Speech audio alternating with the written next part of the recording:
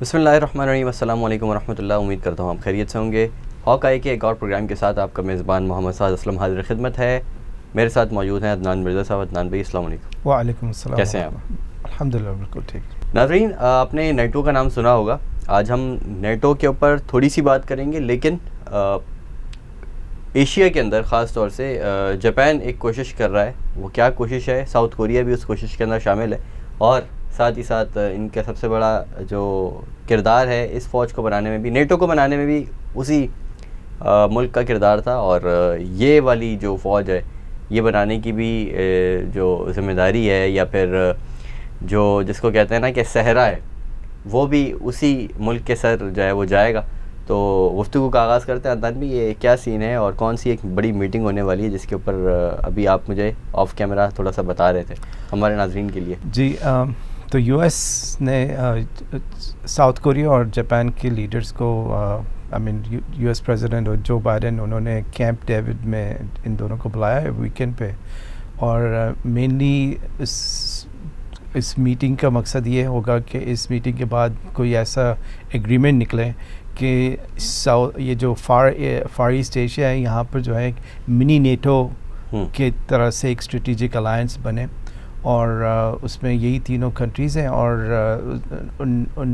उनका मेन मकसद यही होगा कि चाइना को कंटेन करने के लिए एक वोट एग्रीमेंट बेसिकली ये होगा कि जिस तरह से नेटो है, जिसमें किसी भी नेटो कंट्री को अगर आपने अटैक किया तो वो समझा जाएगा कि आपने सबको अटैक किया, तो फिर वो फोर्स जो आती है ना, वो बेसिकली मिल के जो है ना उसको रिपेल करेगी। इसीलिए जो हमने देखा पिछले साल से जो रशिया और यूक्रेन का सिलसिला चल रहा था, उसका मकसद बेसिकली उसके पस पर्दा जो स्टोरी वो यही थी कि यूक्रेन जो था वो चाह रहा था कि मैं नेटो अलायंस में आ जाऊं, और रशिया नहीं चाहता था कि उसके इर्द गिर्द कोई और ऐसी कंट्री है जो बेसिकली नेटो की गन्स बेसिकली उसके ख़िलाफ़ हो जाए। तो अभी साउथ कोरिया और जापान के साथ ये इसी तरह से कर रहे हैं, वो बेसिकली चाइना को उधर से कंटेन करने के लिए। और ये उसकी बेसिकली स्ट्रेटेजिक प्लानिंग यही है कि वो चाहेंगे कि अगर, क्योंकि अभी ऐसा लग रहा है कि चाइना जो है, जिस तरह से रशिया ने यूक्रेन पे अटैक किया था, तो चाइना जो है वो ताइवान पे अटैक कर दे। अभी ऐसा लग रहा है। और तो ये जो हमारे नाजरीन हैं उनके लिए बताइएगा कि ताइवान जो है जी, वो क्या यूएस की कॉलोनी है? नहीं, यूएस की कॉलोनी तो खैर नहीं है, लेकिन यूएस के साथ एलाइड है बेसिकली। ठीक है। वो ताइवान और चाइना के बहुत ट्रेडिशनल वो चल रहा है। एक ज़माने में तो रिवायती हरीफ कहते हैं ना इनको। जी, रिवायती हरीफ भी कहते हैं। हाँ, चाइना बेसिकली ताइवान को अपना क्या कहते हैं हिस्सा समझता है। ठीक है। अब जैसा हमें हांगकांग का पता है, हांगकांग काफ़ी अरसे से जो था वो यूके के अंडर था, लेकिन फिर उनकी जो लीज़ का टाइम तो ख़त्म हुआ, तो अब वो चाइना ने इस एग्रीमेंट पे उनसे लिया था कि एक कंट्री होगी लेकिन डिफरेंट लॉज होंगे, क्योंकि यूके इन्फ्लुएंस हांगकांग था, और हांगकांग के अंदर काफ़ी लिबरल आपका व्यूज़ थे। और फिर वो, लेकिन आहिस्ता आहिस्ता चाइना जो है उसको भी ख़त्म कर रहा है। बेसिकली हांगकांग के अंदर जो डिफरेंट आपको प्रिविलेजेस मिलती है, वो आहिस्ता आहिस्ता उनको भी कर्टेल कर रहा है, जैसे चाहे वो फ्रीडम ऑफ एक्सप्रेशन और फ्रीडम ऑफ स्पीच और ये चीज़ें हों। तो इसी तरह ताइवान जो है वो काफ़ी अरसे से यूएस के अंडर बेसिकली यूएस से प्रोटेक्शन एक तरह से उसने under the shade of US, और मिलिट्री सपोर्ट भी यूएस ने बहुत की है। तो वो अब जो है ना, हालांकि छोटा सा आइलैंड है, लेकिन इकनॉमी उनकी बहुत अच्छी है और काफ़ी अरसे से है।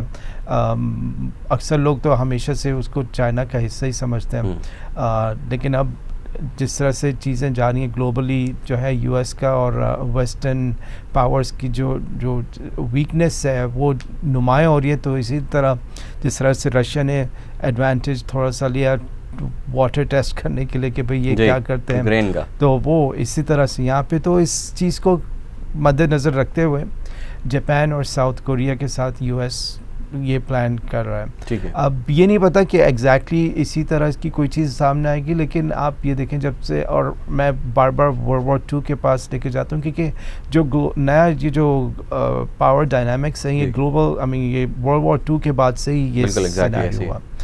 तो जब क्या कहते हैं वर्ल्ड वॉर 2 के अंदर जब जापान के ऊपर एटम बम और ये हाइड्रोजन बम गिराया था, उसके बाद जापान ने टोटली सरेंडर कर दिया। तो उसके बाद से जापान के अंदर यूएस की सबसे ज़्यादा बेसिस हैं। ठीक है। साउथ कोरिया में भी बहुत सारी बेसिस हैं।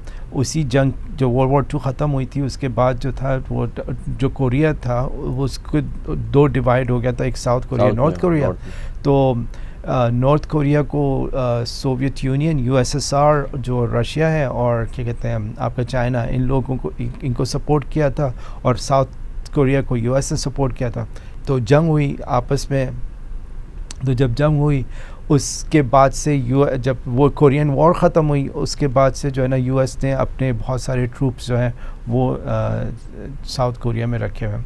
इसी तरह से यूरोप में भी बहुत सारी कंट्रीज़ में यूएस के ट्रूप्स प्रेजेंट हैं। इस वक्त तकरीबन कुछ एस्टिमेट्स के हिसाब से यूएस की फॉरेन बेसिस तकरीबन 750 या 950 हैं ऑलमोस्ट 200 ममालिक में। ठीक है, और world wide huge number, it's a huge number. और इनमें 2 किस्म की बेसिस होती हैं, लार्ज बेसिस और स्मॉल बेसिस, जिनको वो लिली पैड्स भी बोलते हैं, छोटी बेसिस है। इनमें फ़र्क ये है कि जो लार्ज बेसिस होती है वो कम से कम 10 एकड़ होती है, इसी ने उससे ज़्यादातर बड़ी होती है। और जो लिली पैड्स जिनको ये कहते हैं वो 10 एकड़ से कम के रकबे पे होती है, और उसकी वैल्यू भी $10 मिलियन से कम होती है। तो यूएस की तकरीबन 60% जो आउटसाइड बेसिस हैं वो हैं क्या कहते हैं लार्ज बेसिस। ठीक है। ठीक है, उसमें जो सबसे बड़ी बेस है वो साउथ कोरिया में है।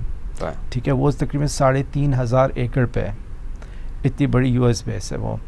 और इसी तरह से जापान में इनकी बहुत ज़्यादा बेसिस हैं, और जर्मनी में अच्छी खासी बेसिस हैं। इनके तकरीबन 2 लाख के करीब ट्रूप्स हैं दुनिया में फैले हुए हैं, ज़्यादातर जापान में। आई थिंक जापान में 120 बेसिस हैं।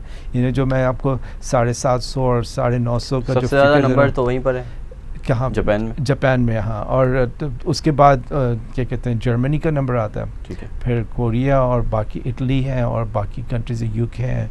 तो उस वक्त से जो है ना ये जो आप देखते हैं दुनिया के अंदर अलायंसेस हैं बेसिकली इन्हीं रिलेशनशिप बेस पे हैं।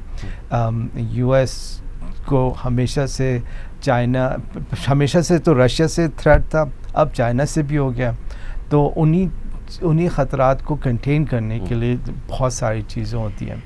और हम अगर थोड़ा सा इस अपने एरिया में आ जाते हैं पाकिस्तान के अंदर, तो पाकिस्तान में हमें याद है कि जब अफ़गानिस्तान जो 80s के अंदर अफ़गानिस्तान के ऊपर रशिया ने हमला किया था, इन्वेड किया था, तो उस वक्त यूएस, सऊदीया और पाकिस्तान ने मिलके जो है फोर्स अफ़गानी लोगों को ट्रेन करके भेजा और रशिया को यहाँ से निकाला। बिल्कुल ठीक है।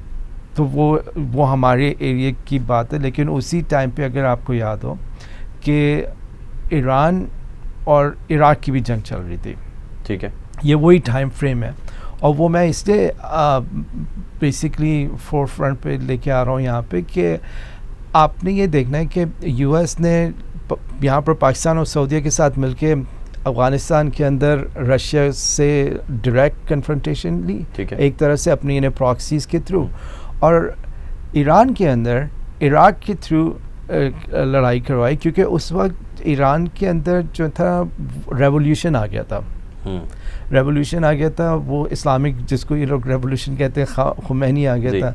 तो उनको ये लग रहा था कि रशिया जो है वो पहले अफ़गानिस्तान में आएगा, और फिर अफ़गानिस्तान के बाद उसको जब ईरान के साथ उसके ज़्यादा बेहतर लिंक्स हैं तो वो उसको एक्सेस मिल जाएगा यही पानी, गर्म पानी की जिसके तरफ बात करते हैं ना। तो उस चीज़ को कंटेन करने के लिए सद्दाम हुसैन को भी प्रॉप अप किया गया। सद्दाम हुसैन से ईरान को लड़वाया गया।